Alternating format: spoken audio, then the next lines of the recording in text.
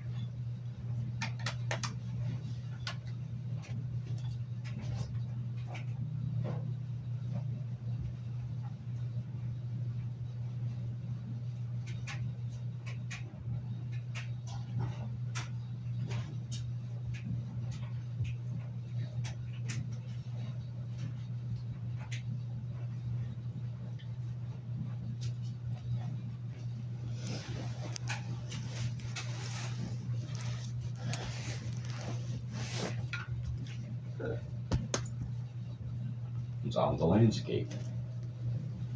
Giants figure in folklore and fairy tales, such as Jack and the Giant Killer, the giant who had no heart in his body, Nix Naught Nothing, Robin Hood, and the Prince of Argot, young Ronald and Paul Bunyan.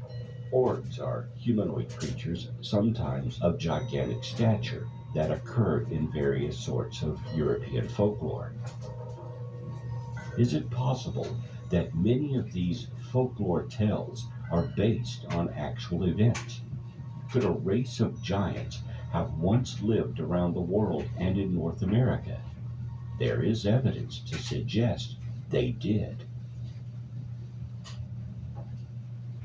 In western Nevada, on the outskirts of the Humboldt Sink, is a small cave. It's hot and dry and isolated, but wasn't always so. It was once part of enormous Lake Tehatin and Pleistocene epoch lakes some 13,000 years ago, and at the time, one of North America's largest lakes. But it eventually dried up, leaving a number of smaller lakes, among which was Humboldt Lake.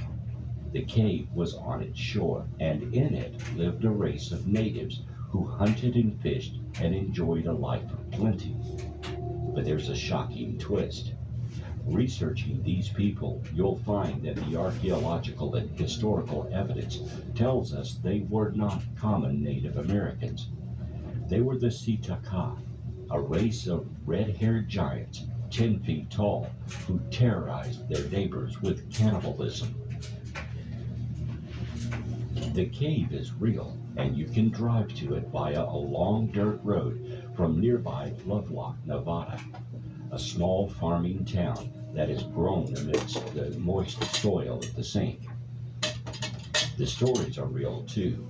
All you need to do is Google for red-haired giants and you'll find a raft of websites repeating the same tale. Guano miners in the cave found so many relics that in 1912 they turned the site over to the University of California anthropologist who recovered thousands of artifacts. You'll find that oral traditions passed down by Paiute Indians tells how they eventually defeated the Sitaka giants by trapping them inside their cave and smoking them to death with fire. And you'll read how the recovered artifacts included human bones, split open for their marrow, and bearing the marks of stone knives. What you won't find is any record of these alleged giant bones having ever been preserved for study. Some say that they're being covered up or deliberately hidden away in locked cabinets and secure sections of museum collections. But most sources that discuss the stories speculate that the bones were simply lost over time. It's a fact that early excavations of Lovelock Cave were exceedingly destructive and unscientific in the extreme. Who were these red haired giants? And is there any evidence remaining today of their bones or artifacts that would prove they were indeed giants?